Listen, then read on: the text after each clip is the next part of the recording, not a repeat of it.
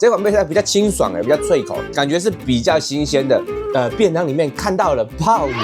对，这样有一颗完整的鲍鱼。这个鲍鱼，蛮厉害的，压一下可以压出蛋汁的哦，蛮意外的。我以为这个只是陪衬类型的系列商品，结果吃起来我觉得它有主力商品的等级了。我一开始以为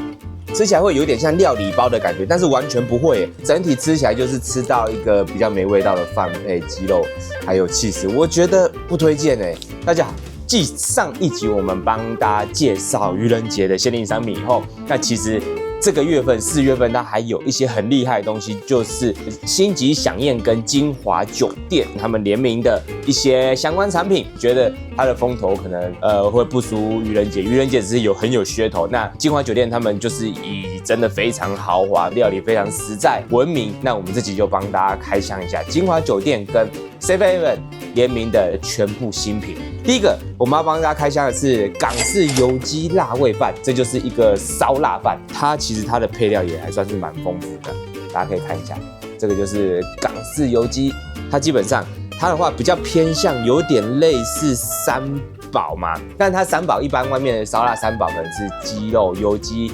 烧鸭或是叉烧这几种，可是它这种也不算三宝，它就算是配一个基本的香肠，红色香肠跟这种腊肠、黑色腊肠还有鸡肉，也算3种啦，但是不是我们常见的三宝，因为可能我们常见的三宝那个成本可能有点过高了。那我们现在吃吃看它的配菜，这一次它的配菜啊，跟一般的像 7 有常见的一些基本款的排骨饭的配菜比起来的话，这款配菜比较清爽比较脆口，感觉是比较新鲜的。以往我们吃便利商店的它的这种配菜，因为微波关系或是放太久关系已经老掉了，那这块其实我觉得吃起来还算蛮新鲜的，还不错。这个冬粉我觉得就一般般，就是普通 7 常见的那个配菜，我觉得就没有什么特别的。这个香肠的话，我觉得也是偏稍微普通一点点，因为 7 有一些就是单独卖的一些微波食品的香肠，整根的或者说那种袋装的那种香肠会比较好吃。这个香肠我觉得还好，也还算有弹性，但是有一点点也是偏老。腊肠的话一定比香肠还要更有嚼劲，只是我们帮大家试试看看。腊肠味道反而比香肠还更出色一些，因为腊肠的话，它的口感就会比香肠还要再更有嚼劲嘛，或是反正就是另外一种感觉。对，但是我觉得腊肠的味道在腊肠方面，我觉得会比香肠还来的更出色一些。最后它的鸡肉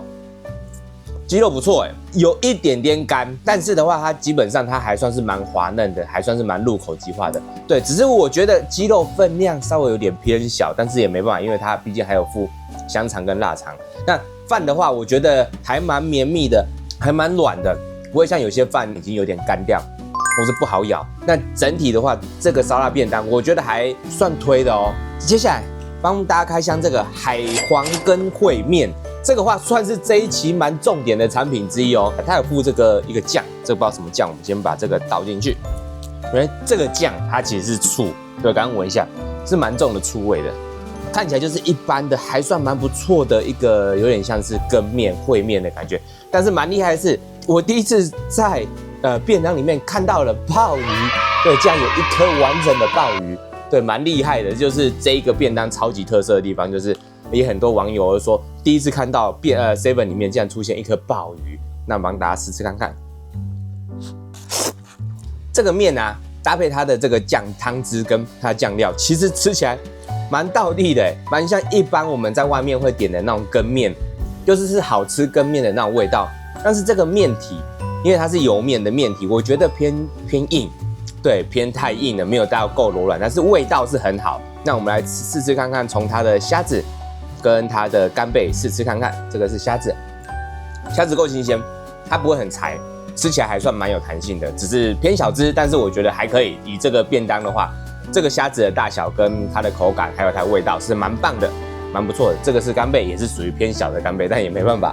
干贝也蛮好吃的，对，干贝不会有那种假干贝的感觉。有些东西虽然它是真的干贝，但是可能因为时间久了，或者说它本身品质没有很好，吃起来会有一点假干贝的感觉。它吃起来就是还蛮酥脆，还蛮有弹性的干贝的感觉。最后帮大家试试看看这个重点的鲍鱼，对，这个鲍鱼。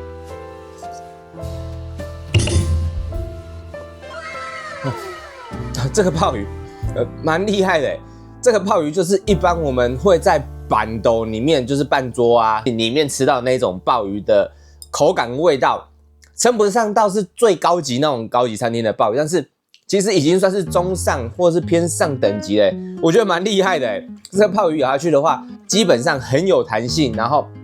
也没有什么臭腥味，就是它的味道还是很新鲜，然后很有弹性，口感非常好。这整个便当我觉得除了面体稍微有一点点微偏硬，其他各方面包含汤汁、酱料，还有它的海鲜，基本上中上等级，甚至到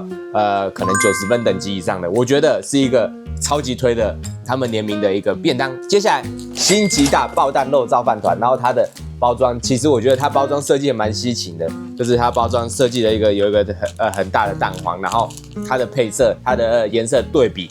会让人觉得蛮想买的。那我们也帮大家试试看看，这个我就没有切，觉得如果切的话，它可能会破坏到它里面的蛋或干嘛的，我们就直接帮大家试试看看。给大家看一下，它其实是压一下可以压出蛋汁的哦，可以压出蛋汁的哦，所以其实我觉得蛮厉害的，这是可以压出蛋汁的。而且这个经过微波以后，它的蛋汁就是还是算蛮液态的，不会变得太稠，或者说变得太固态，还是很液态的。但这个饭团吃完以后，我觉得它本身它的饭体，它是用有点像炊饭的东西，只是说，如果你想要做到炊饭的话，它有一些地方还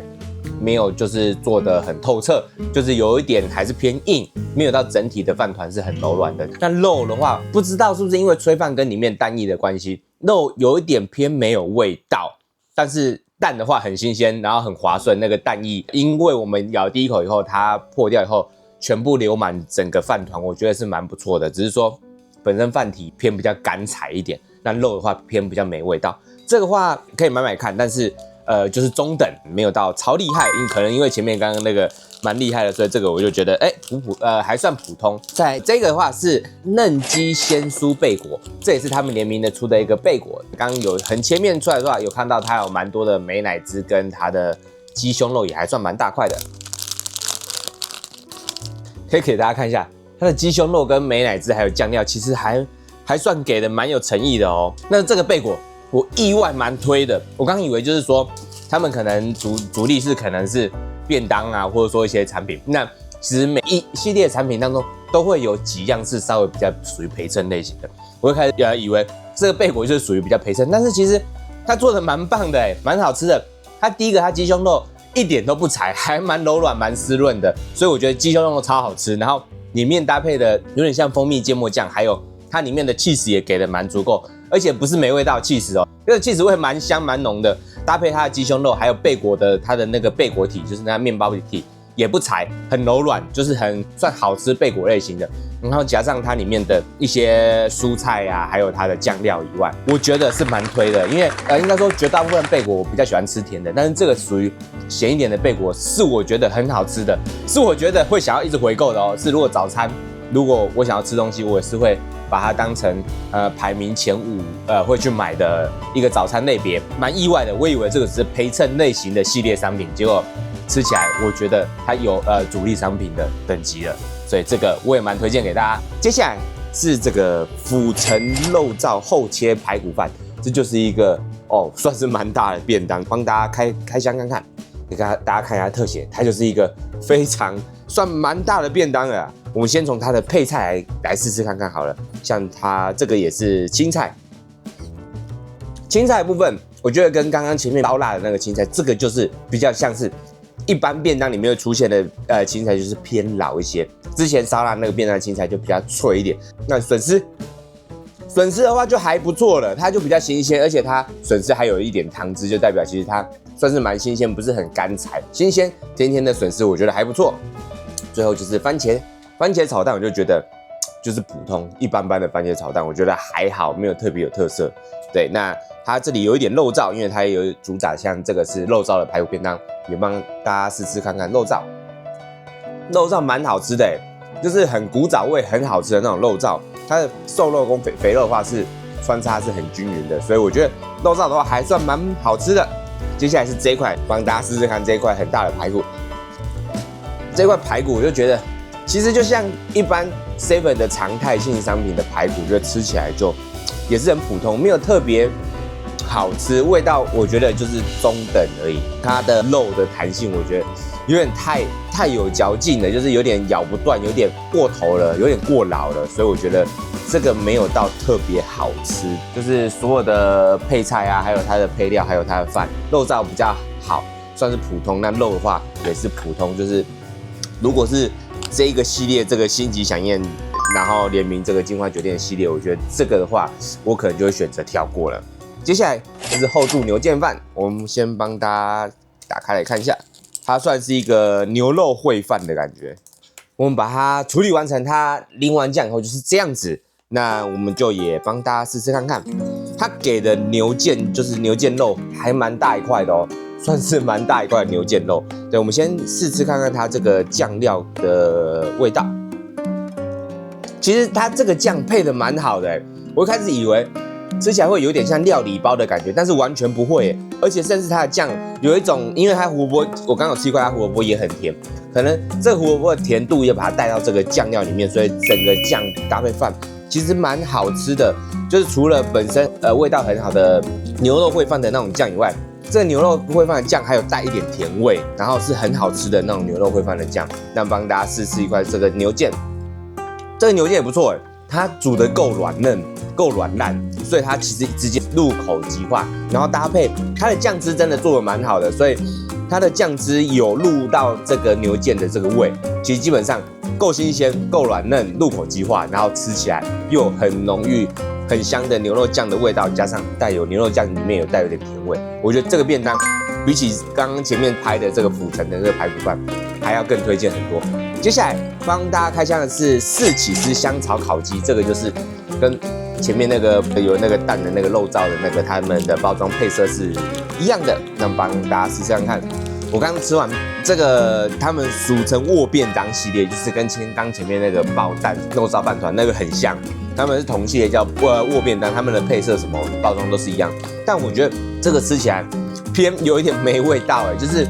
它的烤鸡跟前面的烧腊便当比起来的话，它的烤鸡的味道其实没有什么特别味道。那他说它有包含4种起司，就是切达、高达、帕玛森跟莫扎瑞拉的这个起司，这4种起司。但其实我觉得起司的占比很低因为它既然主打4种起司香草烤鸡的话，应该会有蛮浓郁的起司味。像前面的贝果那个起司就很重，味道就很好。那这个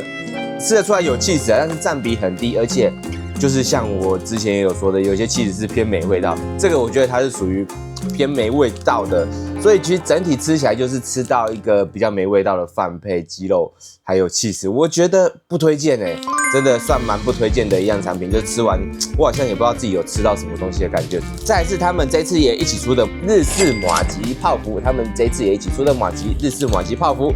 那就帮大家试吃看看。它的麻吉里面的麻吉内馅是超级厚的给大家看一下。虽然这个有看到它备注写这个是使用爱乐威鲜奶油，就是可能是使用比较好的奶油，所以其实吃起来确实蛮香的。然后内馅超级厚，但是它有说它是日式麻吉泡芙，我觉得麻吉的占比稍微没有那么的多，大概只有顶多2成因为吃得出来有一点点麻吉那种。粘稠的，还有很有弹性那种口感，它是占比很低，比较多的是奶油内馅。但是这一个泡芙我觉得算是好吃的，外皮的话就像好吃泡芙那种，不是到很脆很硬的，就是刚刚好的软酥程度，然后内馅很厚，内馅也是属于甜而不腻。那整体来讲，这个我觉得算是还算蛮好吃的。如果想要来一个泡芙的话，也可以推荐给大家。那这一集的话。我们介绍大致上就到这边，我们就来总结一下，真的最推荐就像前面那个海鲜烩面然后还有这个烧腊饭，然后还有